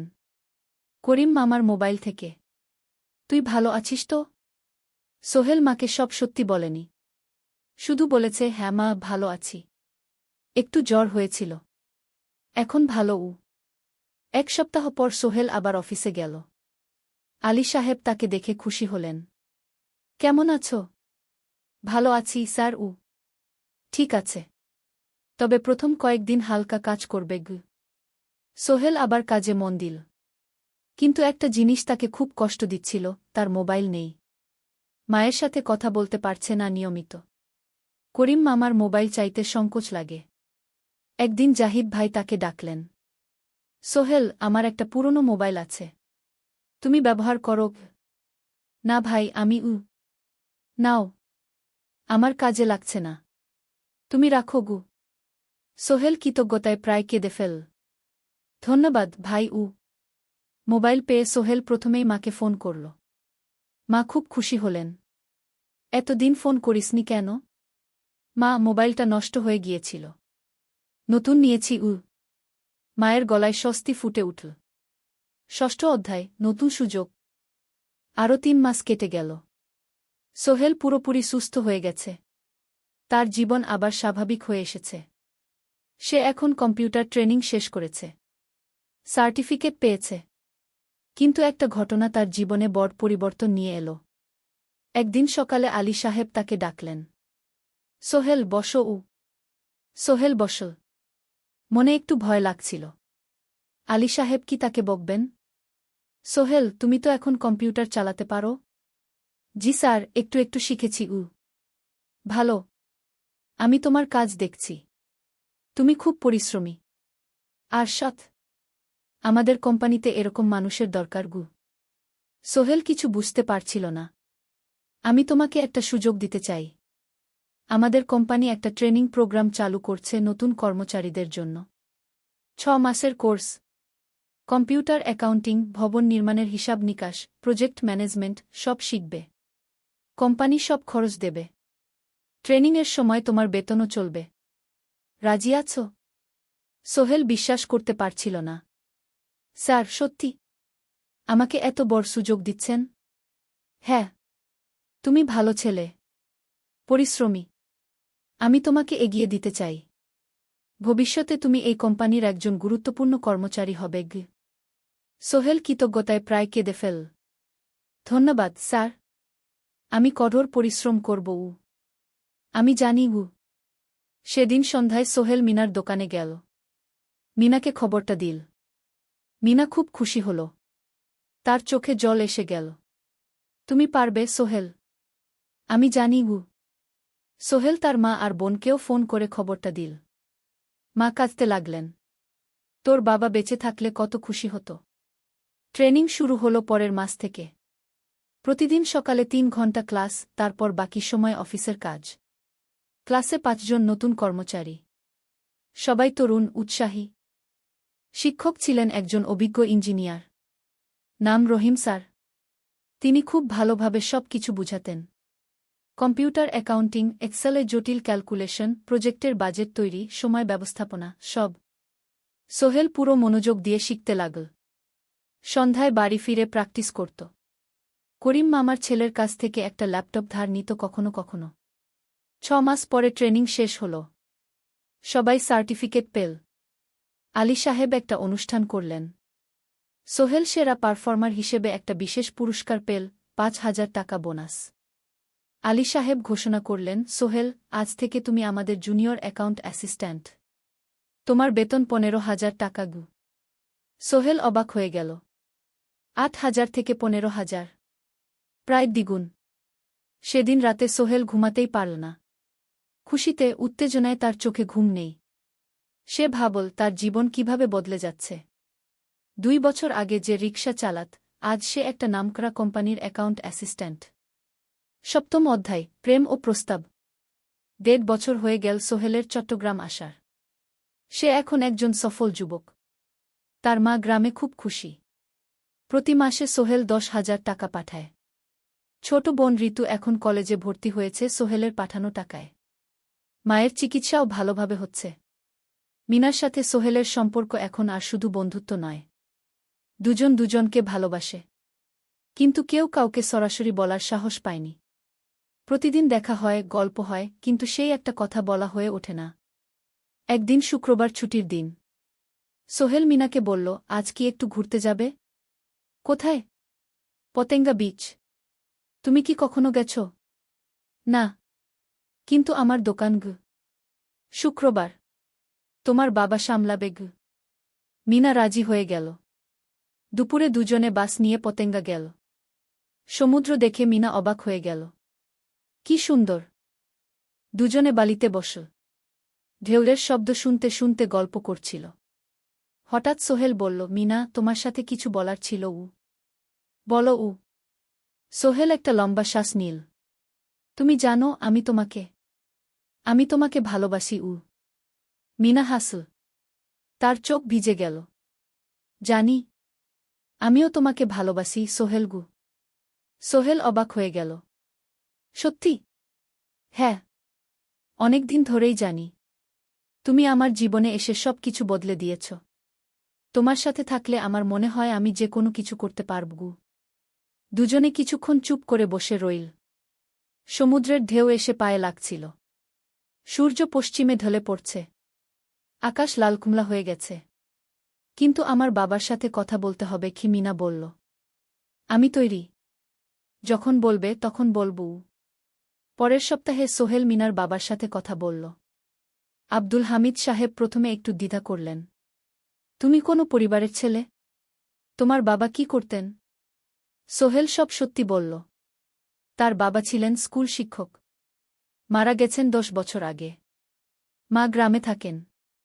ছোট বোন কলেজে পড়ে। তুমি নিজে কি করো? আমি আলামিন কনস্ট্রাকশন কোম্পানিতে জুনিয়র অ্যাকাউন্ট অ্যাসিস্ট্যান্ট। মাসে 15,000 টাকা বেতন। আব্দুল হামিদ সাহেব ভাবলেন। তারপর বললেন, দেখো, মিনা আমার একমাত্র সন্তান। তার মা নেই। আমি একা তাকে বড় করেছি। আমি চাই মিনা একজন ভালো ছেলের সাথে বিয়ে হোক। তুমি দেখতে ভালো ছেলে মনে হচ্ছে। কিন্তু আমাকে তোমার মায়ের সাথে দেখা করতে হবে। তোমার পরিবারকে জানতে হবে। জি আঙ্কেল। আমি ব্যবস্থা করছি। সোহেল খুশিতে আটখানা। সে সেদিন রাতেই তার মাকে ফোন করল। মাকে সব বলল। মা প্রথমে অবাক হলেন। তারপর খুশি হলেন। মিনা মেয়েটা কেমন? খুব ভালো মা। তুমি দেখলে পছন্দ করবে। ঠিক আছে। আমি আর ঋতু আসছি চট্টগ্রাম। 2 সপ্তাহ পর সোহেলের মা আর বোন চট্টগ্রাম এলো। সোহেল তাদের নিয়ে মিনার বাড়িতে গেল। 2 পরিবার একসাথে বসল। মিনার বাবা সোহেলের মাকে দেখে খুশি হলেন। সোহেলের মা সহজ সরল ভদ্রমহিলা। আপনার ছেলে খুব ভালো। মিনা তাকে পছন্দ করে। আমিও রাজি। আব্দুল হামিদ সাহেব বললেন। আমার সোহেল সৎ ছেলে। মিনাকে খুব ভালোবাসে। আমি জানি ও মিনাকে সুখে রাখবে। সোহেলের মা বললেন। বিয়ের তারিখ ঠিক হল। 3 মাস পর। এই 3 মাসে সোহেল যথেষ্ট টাকা জমাবে। বিয়ে হবে সাদামাটা কিন্তু সুন্দর। 8ম অধ্যায়, নতুন পথ। 3 মাস কেটে গেল দ্রুত। সোহেল প্রতিদিন কঠোর পরিশ্রম করছিল। অফিসে তার কাজের প্রশংসা হচ্ছে। আলী সাহেব তাকে এখন ছোটখাটো প্রজেক্টের হিসাব দেখতে দিচ্ছেন। সোহেল তার সঞ্চিত টাকা দিয়ে বিয়ের আয়োজন করল। বিয়ে হল মিনার বাড়ির কাছের একটা কমিউনিটি সেন্টারে। খুব বেশি লোক আসেনি। 2 পরিবারের আত্মীয় স্বজন আর অফিসের কয়েকজন সহকর্মী। কিন্তু অনুষ্ঠান ছিল খুব সুন্দর। সোহেল যখন মিনাকে বিয়ের পোশাকে দেখল, তার মনে হল পৃথিবীর সবচেয়ে সুন্দর মেয়ে সে। লাল শাড়ি পরা, মুখে হালকা মেকআপ, কিন্তু তার স্বাভাবিক সৌন্দর্য ছিল আসল। বিয়ের পর সোহেল একটা ছোট্ট ফ্ল্যাট ভাড়া নিল। 2 রুমের ফ্ল্যাট, মাসে ভাড়া 5,000 টাকা। মিনা এখনও তার পড়াশোনা চালিয়ে যাচ্ছে। আরও 1 বছর বাকি গ্র্যাজুয়েশন শেষ হতে। সোহেলের মা আর বোন গ্রামে ফিরে গেল। মা বলে গেলেন, সোহেল, মিনাকে ভালো রাখিস। মেয়েরা অনেক ত্যাগ করে সংসার করতে গু। জানি মা গু। নতুন জীবন শুরু হল। সোহেল সকালে অফিসে যায়, সন্ধ্যায় ফেরে। মিনা সকালে কলেজে যায়, দুপুরে ফিরে রান্না করে, ঘর গোছায়। সন্ধ্যায় দুজনে একসাথে বসে পড়াশোনা করে, গল্প করে, টিভি দেখে। জীবন সুন্দর ছিল। কিন্তু চ্যালেঞ্জও ছিল। মাসিক খরচ, ভাড়া 5,000, বাজার 3,000, বিদ্যুৎ গ্যাস 1,000, মায়ের জন্য 5,000, মিনার কলেজের খরচ 1,200। মোট প্রায় 14,000 টাকা। বাঁচত মাত্র 1,000 খানেক। কিন্তু সোহেল হাল ছাড়ল না। সে সন্ধ্যায় একটা কম্পিউটার ট্রেনিং সেন্টারে পার্ট টাইম পড়ানো শুরু করল। সপ্তাহে 3 দিন 2 ঘন্টা করে। এতে মাসে আরও 3,000 টাকা আসতে লাগল। মিনাও বসে থাকল না। সে বাড়িতে বসে কয়েকজন স্কুলের ছাত্রছাত্রীকে টিউশন পড়াতে শুরু করল। মাসে 2,000 টাকা আয়। এভাবে কেটে গেল 6 মাস। দুজন মিলে পরিবার চালাচ্ছে, স্বপ্ন দেখছে। একদিন সোহেল বলল, মিনা, আমি একটা নতুন স্বপ্ন দেখছি গু। কি? আমি নিজে একটা ছোট্ট কনস্ট্রাকশন কোম্পানি খুলতে চাই। ছোট ছোট প্রজেক্ট নেব। বাড়ি মেরামত, ছোট বিল্ডিং বানানো, এসব। তোমার কি যথেষ্ট অভিজ্ঞতা আছে? আছে। আমি 2 বছর ধরে এই কাজের সাথে জড়িত। অনেক কিছু শিখেছি। আর আলী সাহেবও আমাকে সাহায্য করবেন গু। কিন্তু টাকা কোথায়? কোম্পানি খুলতে তো অনেক টাকা লাগবে গি। আমি জমাচ্ছি। আরও 1 বছর কাজ করব। তারপর চেষ্টা করব। মিনা তাকে সমর্থন দিল। তুমি পারবে। তোমার মধ্যে সেই শক্তি আছে গি। 9ম অধ্যায়, চ্যালেঞ্জের সময়। কিন্তু ভাগ্য সবসময় অনুকূলে থাকে না। সোহেল যখন স্বপ্ন দেখছিল নিজের কোম্পানি খোলার, তখনই একটা বড় সমস্যা এলো। আলী সাহেবের কোম্পানি একটা বড় প্রজেক্ট পেয়েছিল। একটা 10তলা বিল্ডিং বানানোর কাজ। কিন্তু প্রজেক্টের প্রধান ইনভেস্টর হঠাৎ পালিয়ে গেল। তিনি কোম্পানির কাছ থেকে প্রায় 50 লাখ টাকা নিয়ে গেছেন, কিন্তু কাজ শেষ হয়নি। কোম্পানি বড় ক্ষতির মুখে পড়ল। আলী সাহেব অনেক কর্মচারীকে ছাঁটাই করতে বাধ্য হলেন। প্রায় 10 জনকে চাকরি থেকে বাদ দিলেন। বাকিদের বেতন কমাতে হল। সোহেলকে আলী সাহেব ডেকে বললেন, সোহেল, আমি তোমাকে রাখতে চাই। তুমি বিশ্বস্ত কর্মচারী। কিন্তু তোমার বেতন কমাতে হবে। 15,000 থেকে 10,000। সোহেল মনে মনে চিন্তায় পড়ে গেল। 10,000 টাকায় সংসার চলবে কিভাবে? মায়ের খরচ, ভাড়া, বাজার সব মিলিয়ে তো 14,000 টাকা লাগে। কিন্তু সে কিছু বলল না। ঠিক আছে স্যার। বাড়ি ফিরে সোহেল মিনাকে সব বলল। মিনা চিন্তিত হয়ে গেল। এখন কি হবে? চিন্তা করো না। আমি পার্ট টাইম টিউশনির সময় বাড়াব। আর তুমিও বেশি করে টিউশন নাও। কিন্তু আমার তো পড়াশোনাও আছে গি। জানি। কিন্তু এখন এটাই করতে হবে গু। সোহেল সন্ধ্যায় আরও 2টো জায়গায় পার্ট টাইম কাজ খুঁজল। একটা দোকানে সন্ধ্যায় হিসাব দেখার কাজ পেল। মাসে 2,000 টাকা। আরেকটা জায়গায় সপ্তাহান্তে কম্পিউটার রিপেয়ারের কাজ পেল। মাসে 1,500 টাকা। মিনাও 3 জন নতুন স্টুডেন্ট নিল টিউশনে। তার আয় বাড়ল 2,000 থেকে 3,500-এ। কঠিন সময় ছিল। সোহেল সকাল 8টায় অফিসে যেত, সন্ধ্যা 6টায় ফিরত। তারপর একটু বিশ্রাম নিয়ে 7:30টায় বের হতো পার্ট টাইম কাজে। রাত 10টায় বাড়ি ফিরত। রবি-সোমবার কম্পিউটার রিপেয়ারের কাজ। মিনাও সকালে কলেজে যেত, দুপুরে ফিরে রান্না করত, তারপর বিকেলে টিউশন পড়াত। রাতে খাওয়া দাওয়ার পর পড়াশোনা করত। দুজনেরই শরীর খারাপ হতে শুরু করল। সোহেল একদিন অফিসে অজ্ঞান হয়ে পড়ে গেল। ডাক্তার দেখাতে নিয়ে গেল। ডাক্তার বলল, অতিরিক্ত পরিশ্রম। শরীরে পুষ্টির অভাব। ঠিকমতো খাচ্ছেন না মনে হচ্ছে গি। সত্যি কথা, খরচ বাঁচাতে সোহেল আর মিনা অনেক সময় কম খেত। মাংস মাছ কিনত সপ্তাহে 1 দিন। বাকি সময় শাকসবজি, ডাল। মিনা সোহেলকে বলল, আর নয় সোহেল। তুমি এভাবে নিজেকে শেষ করে ফেলছ। আমার পড়াশোনা বন্ধ করে দিই। আমি ফুল টাইম চাকরি করি গি। না, সোহেল জোর দিয়ে বলল। তোমার পড়াশোনা বন্ধ হবে না। আরও মাত্র 6 মাস বাকি। তুমি গ্র্যাজুয়েট হবেই গি। কিন্তু তুমি আমি ঠিক হয়ে যাব। চিন্তা করো না গে।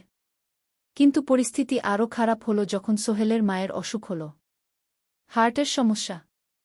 হাসপাতালে ভর্তি করতে হল। খরচ 50,000 টাকা। সোহেলের হাতে এত টাকা কোথায়?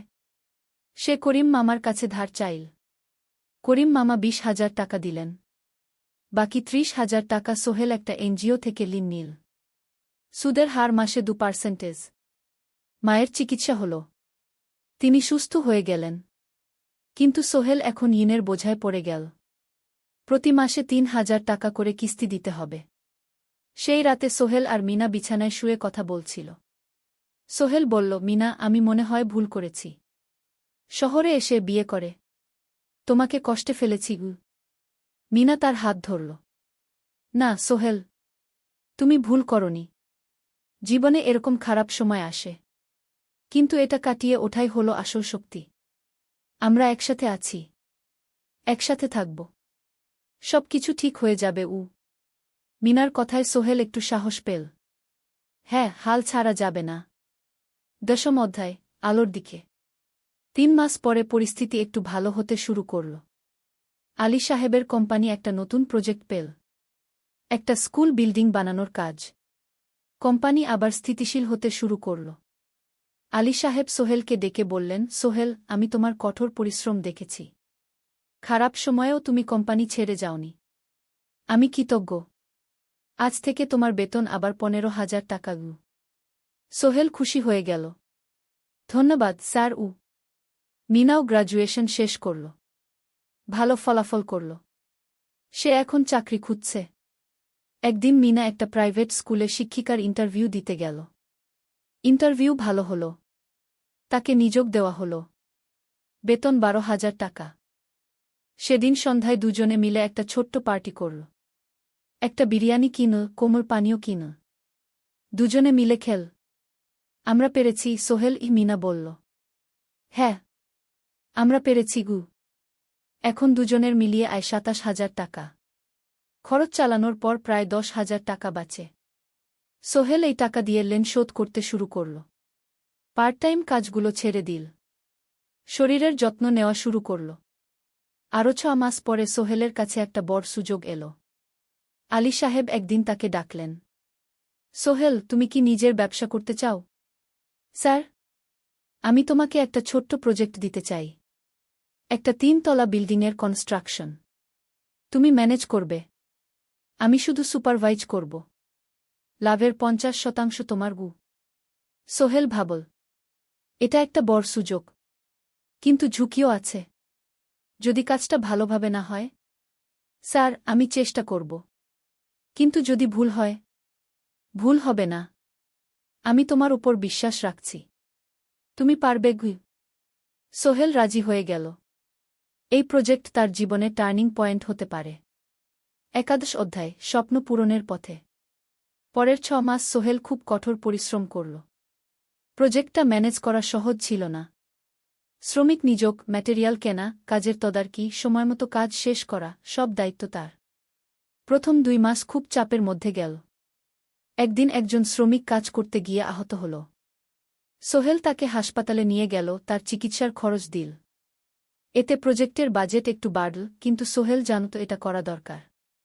আরেকদিন ভুল ম্যাটেরিয়াল ডেলিভারি হল। সোহেল সেগুলো ফেরত পাঠাল, সঠিক জিনিস আনাল। এতে 3 দিন দেরি হল, কিন্তু কাজের মান ঠিক রইল। মিনা তাকে সবসময় সাপোর্ট করছিল। সে এখন চাকরিতে স্থিতিশীল। স্কুলের বাচ্চারা তাকে পছন্দ করে। প্রিন্সিপাল তার কাজে খুশি। প্রজেক্ট শেষ হল 6 মাসে। সময়মতো, বাজেটের মধ্যে। বিল্ডিংয়ের মালিক খুব খুশি হলেন। তিনি আলী সাহেবকে ধন্যবাদ দিলেন। আলী সাহেব বললেন, ধন্যবাদ আমাকে না, এই ছেলেকে দিন। সোহেল পুরো প্রজেক্ট ম্যানেজ করেছে গু। প্রজেক্ট থেকে মোট লাভ হল 3 লাখ টাকা। সোহেল পেল 1.5 লাখ টাকা। তার জীবনে এত টাকা এই প্রথম। সে করিম মামার ঋণ শোধ করল। এনজিওর বাকি ঋণ শোধ করল। তারপর তার মাকে 50,000 টাকা পাঠাল। মা দিয়ে গ্রামের বাড়িটা একটু মেরামত করাল, বোন ঋতুর জন্য একটা ল্যাপটপ কিনল। বাকি টাকা দিয়ে সোহেল একটা ব্যাংক অ্যাকাউন্টে জমা রাখল। ভবিষ্যতের জন্য। আলী সাহেব সোহেলকে আরও 2টো প্রজেক্ট দিলেন। এবার একটু বড়। সোহেল আত্মবিশ্বাসের সাথে সেগুলোও শেষ করল। 2 বছর পরে সোহেল সিদ্ধান্ত নিল, এবার নিজের কোম্পানি খোলার সময় এসেছে। দ্বাদশ অধ্যায়, নতুন শুরু। সোহেল তার সব জমানো টাকা দিয়ে একটা ছোট্ট অফিস ভাড়া নিল। 2 রুমের অফিস। একটা রুমে কাজের জায়গা, আরেকটায় ছোট্ট মিটিং রুম। অফিসের সামনে একটা বোর্ড লাগাল, Sohel construction and development. Mina তাকে সাহায্য করছিল। সে অফিসের অ্যাকাউন্টস দেখত সন্ধ্যায় স্কুল থেকে ফিরে। দুজন মিলে একটা টিম। প্রথমে ছোট ছোট কাজ নিল। বাড়ি মেরামত, দোকান সংস্কার, ছোট বিল্ডিং কনস্ট্রাকশন। কাজের মান ভালো রাখার চেষ্টা করল। সময়মতো শেষ করল। দাম ন্যায্য রাখল। ধীরে ধীরে সোহেলের সুনাম ছড়িয়ে পড়ল। মানুষ তাকে বিশ্বাস করত। তার কাছে নতুন নতুন কাজ আসতে লাগল। প্রথম বছর খুব কষ্ট হল। কখনো লাভ হতো, কখনো লস। কিন্তু সোহেল থেমে থাকল না। সে শিখতে লাগল ব্যবসা কিভাবে চালাতে হয়। দ্বিতীয় বছরে পরিস্থিতি ভালো হল। সোহেল এখন 3 জন স্থায়ী কর্মচারী নিয়োগ দিল। একজন ইঞ্জিনিয়ার, একজন সুপারভাইজার, একজন অফিস সহায়ক। তৃতীয় বছরে একটা বড় প্রজেক্ট পেল। একটা স্কুল বিল্ডিং বানানোর কাজ। 5 তলা বিল্ডিং। সোহেল পুরো মনোযোগ দিয়ে কাজটা করল। শ্রমিকদের ভালো বেতন দিল, ভালো ম্যাটেরিয়াল ব্যবহার করল, সময়মতো কাজ শেষ করল। স্কুল কর্তৃপক্ষ খুব খুশি হল। তারা সোহেলের কাজের প্রশংসা করল। এই প্রজেক্ট থেকে সোহেল প্রায় 5 লাখ টাকা লাভ করল। এই টাকা দিয়ে সে আরও ভালো একটা অফিস নিল। আরও কর্মচারী নিয়োগ দিল। এখন তার কোম্পানিতে 10 জন স্থায়ী কর্মচারী। প্রজেক্ট অনুযায়ী আরও শ্রমিক নিয়োগ দেওয়া হয়। ত্রয়োদশ অধ্যায়, পরিবার। এদিকে সোহেল আর মিনার সংসারেও খুশির খবর এল। মিনা গর্ভবতী। 9 মাস পর তাদের একটা মেয়ে হল। নাম রাখল সারা। সারা যখন জন্মাল, সোহেলের মা আর বোন চট্টগ্রামে এল। মা 1 মাস থেকে গেলেন। মিনাকে সাহায্য করলেন। সোহেল এখন একটা বড় ফ্ল্যাট ভাড়া নিয়েছে। 3 রুমের ফ্ল্যাট। একটা রুমে সোহেল, মিনা, একটায় সারা, আরেকটায় অতিথি রুম। মায়ের জন্য সোহেল সিদ্ধান্ত নিল তাকে চট্টগ্রামে নিয়ে আসবে। গ্রামে একা থাকা ঠিক না। কিন্তু মা রাজি হলেন না। না বাবা, আমি গ্রামেই থাকব। এখানে আমার পরিচিত মানুষ আছে। তোর বোনকে নিয়ে যা। ও ঢাকায় পড়ছে, চট্টগ্রামে এনে ভালো কোথাও ভর্তি করিয়ে দেগি। সোহেল তাই করল। ঋতুকে চট্টগ্রাম বিশ্ববিদ্যালয়ে ভর্তি করিয়ে দিল। ঋতু এখন সোহেলের ফ্ল্যাটে থাকে, বিশ্ববিদ্যালয়ে পড়ে। সোহেলের মনে হল তার জীবন এখন পরিপূর্ণ। স্ত্রী, মেয়ে, বোন সবাই তার কাছে। ব্যবসা ভালো চলছে। মা গ্রামে সুখে আছেন। চতুর্দশ অধ্যায়, সফলতার শিখরে। 5 বছর কেটে গেল। সোহেল এখন একজন সফল উদ্যোক্তা। তার কোম্পানি কি সোহেল কনস্ট্রাকশন অ্যান্ড ডেভেলপমেন্ট এখন চট্টগ্রামে বেশ পরিচিত। প্রায় 30 জন কর্মচারী তার অধীনে কাজ করে। সোহেল এখন শুধু ছোট প্রজেক্ট করে না, বড় বড় প্রজেক্টও করে। একটা 8 তলা বিজনেস কমপ্লেক্স বানানোর কাজ পেয়েছে। একটা হাসপাতাল বিল্ডিং বানাচ্ছে। মিনা এখনও স্কুলে পড়ায়। সে এখন ভাইস প্রিন্সিপাল। সাথে সোহেলের কোম্পানির অ্যাকাউন্টস ম্যানেজার। 2 জন মিলে ব্যবসা চালা। সারা এখন 4 বছরের। স্কুলে ভর্তি হয়েছে। খুব চালাক মেয়ে। ঋতু বিশ্ববিদ্যালয় থেকে গ্রাজুয়েট হয়ে একটা ব্যাংকে চাকরি পেয়েছে। একদিন আলী সাহেব